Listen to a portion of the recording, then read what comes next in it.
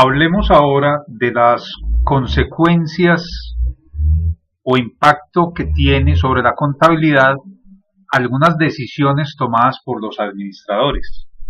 Y es que la contabilidad y el bienestar administrativo están entrelazados. Discutamos algunos ejemplos de las consecuencias entonces de estas decisiones administrativas sobre la contabilidad. Y empecemos por el rompecabezas WEPS. Recordemos primero la definición de WEPS. WEPS literalmente significa últimas en entrar, primeras en salir, y es un método para determinar el costo del inventario aplicado al costo de las mercancías vendidas, en el que el importe de las más recientes compras del inventario se aplica al costo de las mercancías en el periodo. Por eso se llama últimas en entrar, primeras en salir, es decir, las últimas mercancías que entraron fueron las primeras que salieron. Eso implica que los inventarios finales contienen el costo de las partidas más viejas del inventario.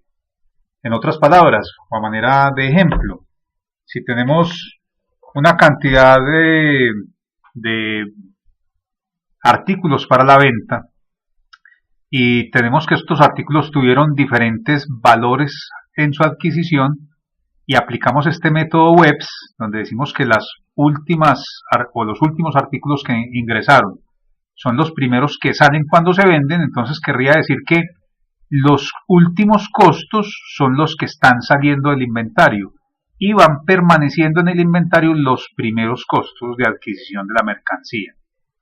Esto tiene efectos muy importantes en economías inflacionarias. Y es que cuando el costo unitario del inventario aumenta y cuando la unidad de volumen permanece estable o aumenta, el uso del supuesto de flujo de costos WEPS, últimas en entrar, primeras en salir, para calcular el costo de los bienes y vendidos, reduce los ingresos de la empresa.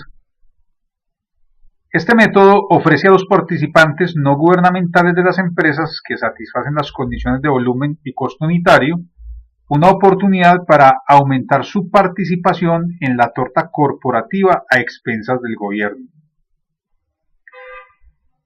Es más probable que los administradores elijan métodos contables que eleven el ingreso si su remuneración está atada al ingreso. Los bonos de los administradores están frecuentemente vinculados al ingreso contable. Ellos dan por sentado que al adoptar el sistema WEPS reducen su remuneración, a no ser que su adopción esté acompañada por un ajuste en el cálculo de los bonos. Aunque tales ajustes no se hacen normalmente, los estudios empíricos revelan que el uso del sistema WEPS no disminuye la compensación ejecutiva. Los ahorros en impuestos son tan elevados frente a los costos de compensación que solo grandes barreras o costos de renegociación de los contratos administrativos puede sostener la ausencia de ajustes en la compensación. Como el sistema WEPS da como resultado menores ganancias, adoptar este sistema puede disminuir los precios de las acciones y por lo tanto la riqueza de corto plazo de los accionistas y las compensaciones de los administradores. Cuando algunos administradores creen que los inversionistas valoran la participación en las acciones sobre la base del ingreso contable y no en el flujo de caja, incluso un mercado accionario eficiente no es por sí mismo suficiente para disciplinar a estos administradores y corregir sus creencias. Es posible enunciar otras explicaciones de la resistencia de las empresas a utilizar el método WEPS.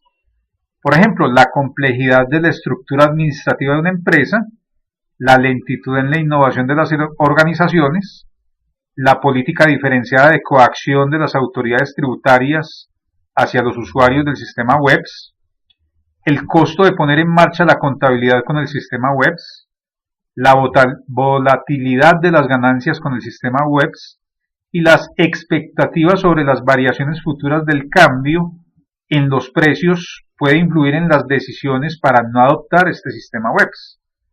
Además, los administradores pueden utilizar el sistema como un dispositivo costoso para enviar señales creíbles a los accionistas sobre las perspectivas futuras de la empresa.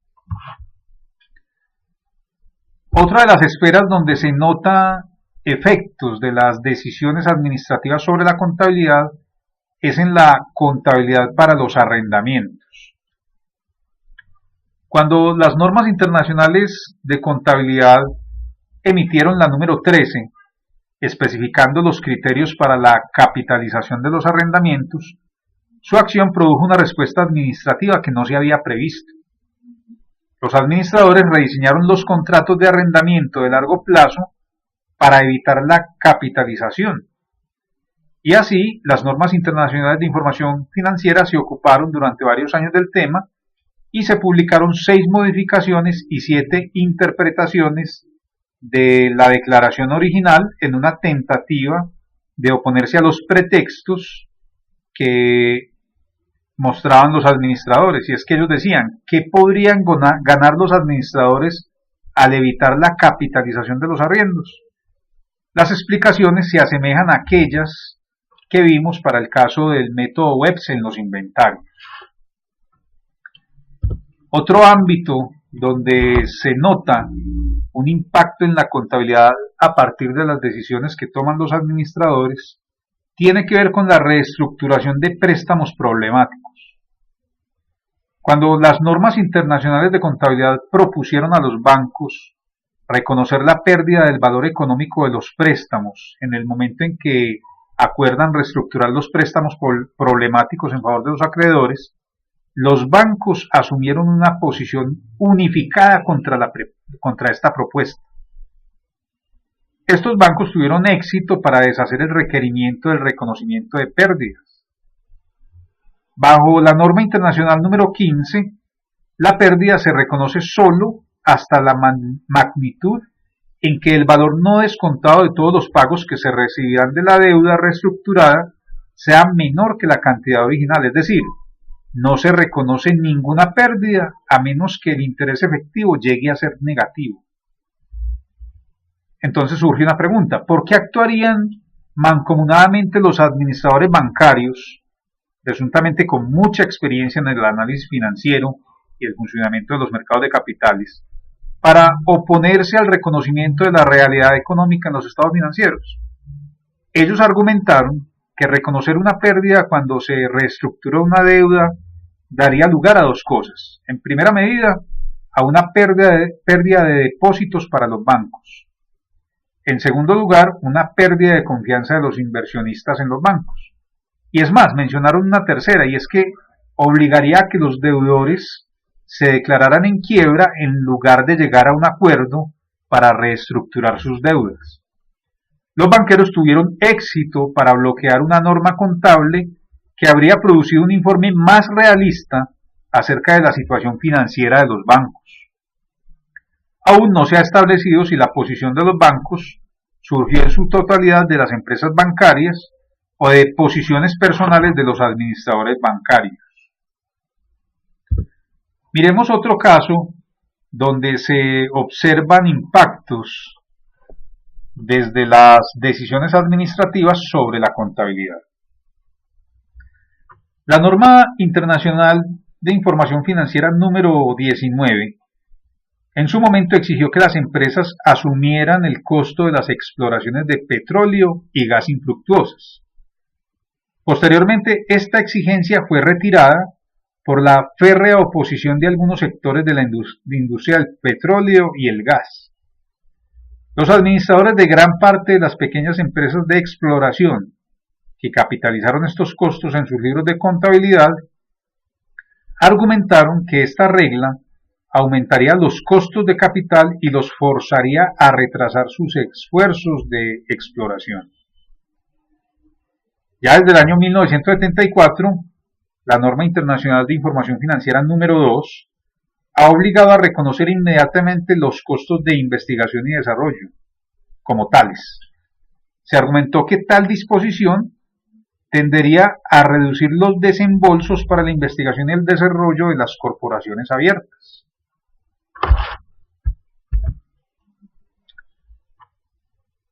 Otro ejemplo de cómo las decisiones administrativas impactan sobre la contabilidad es el reconocimiento de valor de la opción como gasto de compensación.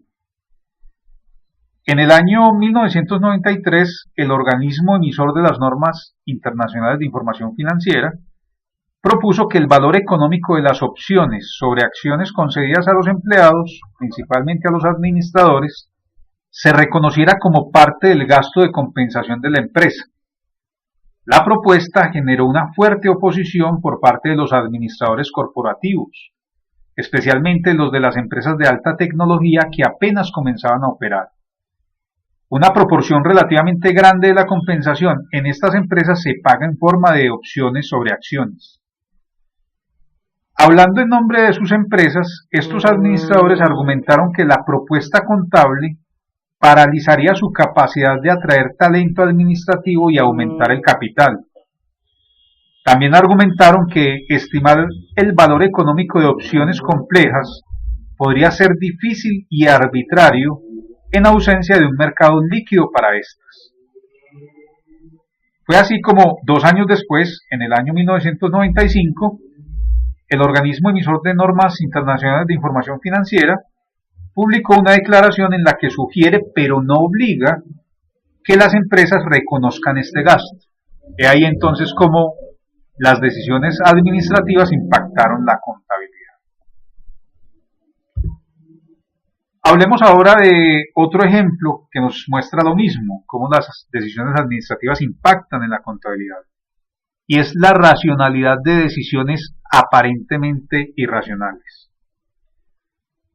Muchos otros ejemplos, además de los aquí mencionados, sugieren que los administradores se oponen al cambio en los métodos contables que tienden a reducir el ingreso corriente que se revela.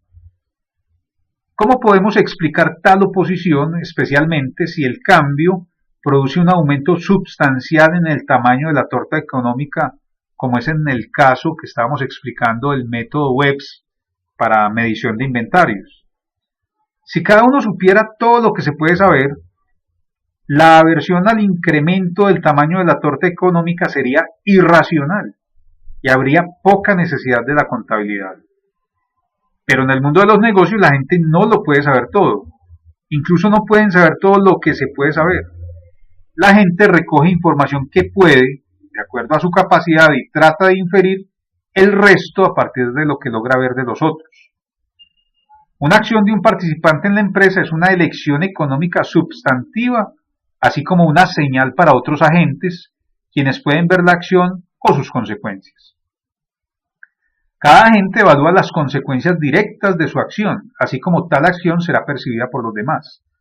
Las percepciones de los otros determinan la reacción de la gente y el efecto de esa reacción sobre el propio bienestar de la gente. El conocimiento común de esta secuencia de acción-reacción es poco práctico.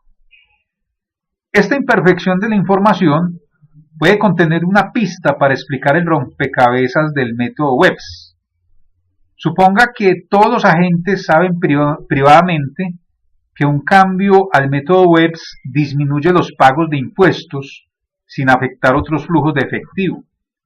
Esto no es suficiente para asegurarse de que el método Webs será el elegido. Para que la elección del Webs sea una decisión racional, no solamente los administradores deben convencerse de que sea racional, deben estar convencidos de que los otros agentes, especialmente los accionistas, también crean que es así. Si los administradores dudan que los inversionistas puedan ver a través del velo contable, no sería racional que eligieran métodos contables que serían preferibles si no existieran estas dudas. No es irracional para los administradores creer que los inversionistas no tienen la información que de hecho deberían tener. Algunas prácticas contables administrativas pueden parecer paradójicas simplemente porque suponemos que la información es de conocimiento común cuando de hecho no es así. Cuando el bienestar de un administrador depende del ingreso y un cambio en el método contable reduce el ingreso revelado en la información financiera, la consecuencia es que el administrador debe pedir a otros agentes participantes que se revise su propio contrato hasta que sea igual que antes. Estas peticiones no necesariamente son aceptadas por los otros agentes con su valor nominal. No todo el mundo está convencido de que el cambio en el contrato del administrador es simplemente un esfuerzo por mantener su statu quo. Algunos pueden verlo como una transferencia de riqueza al administrador. El control de la información por los administradores en el interior de la empresa hace aún más difícil convencer a los demás agentes. La reacción de otros agentes cuando perciben una transferencia de riqueza hacia el administrador altera su comportamiento de manera que se esperaría reducir el bienestar del administrador. Como tales percepciones pueden ser equivocadas, el administrador no tiene medio eficaz de combatirlas, excepto abstenerse de realizar el cambio contable. Así, la comunicación imperfecta entre los agentes podría prevenirlos de hacer mejoras en los contratos de la empresa. Hablemos ahora del comportamiento observable de los administradores. Los administradores tienden a favorecer el statu quo que en los métodos contables se notan y a oponerse a los cambios en las normas contables. Utilizan los mecanismos contables para suavizar los grandes cambios en el ingreso, aunque no siempre con éxito. Algunas de sus elecciones contables pueden predecirse de las características de las empresas. ¿Cómo es esto de la preferencia por el statu quo? Bien, los cambios contables crean una opinión cualificada de la auditoría y una publicidad desfavorable. Incluso si el cambio es inducido por una nueva norma proveniente de una autoridad competente, este implica más trabajo, entrenamiento del personal que asiste a la dirección, o nuevo software, o pago de honorarios extras a la auditoría, o una explicación a los directores y a los inversionistas escépticos, y algunas veces una compensación más baja para el administrador. Las nuevas normas limitan generalmente la flexibilidad de la empresa para seleccionar métodos contables. Los cambios contables afectan el bienestar de todos los agentes, aunque el sistema contable esté solamente bajo el control directo de los administradores. No es sorprendente que los cambios en los métodos contables se reciban con cierta suspicacia por los agentes no administrativos.